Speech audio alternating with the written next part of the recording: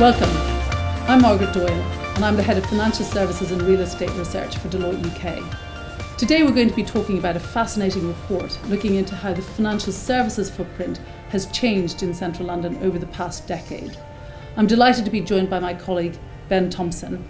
Ben heads up our City of London tenant rep team. Ben, one thing that fascinated me is that even though banking is still the biggest subsector, its share has shrunk quite dramatically over the decade by 8 percentage points. What's going on there? Thanks, Margaret. There's a number of things that have been going on there. For the last 10 years, we've seen a number of overseas banks come into the market, but that hasn't really had an impact on the sort of decline which we've seen by 8%. What really has caused this is a number of things. Firstly, the consolidation of the sector. We've seen a number of banks looking to drive efficiencies on their floor space they occupy and occupy less space. And this was really brought to a head by the financial crisis in 2008, 2009, where, as we all know, we saw a number of banks just disappear overnight. By contrast to banking, we have seen that insurance has grown by 2 percentage point share, but also that while we have seen many banks relocate their headquarters to Canary Wharf, insurers have stayed very close to their traditional home in the EC3 postcode. We have indeed. I think, for a start, those insurers that want to be an EC3 are the insurers that are within the Lloyd's of London market.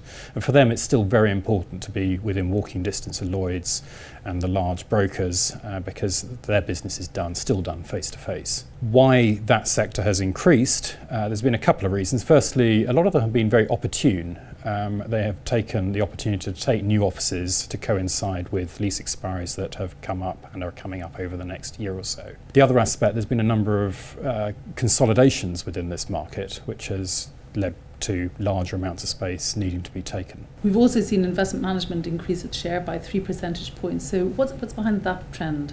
There's been a number of structural changes here. Firstly, a lot of the old trading functions which were traditionally done by the banks have shifted over to these companies. And then with the increase in aspects like private wealth, we've seen more private wealth management occurring. So there's a number of changes happening. And then across all sectors within financial services, we've seen regulation increase dramatically. Well, and of course the regulators themselves are taking more space, albeit from a small base. Indeed. I mean, with the setup of the PRA, which came out of the FSA, they moved into Moorgate a few years ago from Canary Wharf. Some other reports we've done recently have looked into what business students want out of a career. And what that has shown is that insurance remains pretty unpopular. Banking has fallen in popularity, and by contrast, of course, software and computer services have soared in popularity. And I'm just wondering how financial services companies are responding to this talent tech threat. This is a big issue and a very topical issue, and I think a number of financial service companies are looking very seriously at this. I was speaking to one the other day who is very concerned that they are starting to lose talent and not get the right talent because that talent is going to these IT and software companies who occupy a much more flexible and inviting workspace, because quite frankly the banking world hasn't really changed on how it's occupied space for the last 30 years. So you are seeing an increased desire for flexibility? We are indeed. In fact, this is evidenced by a number of new serviced office entrants coming into the city market. Well, we have a new report on serviced offices coming out very shortly. Thank you, Ben, for your comments.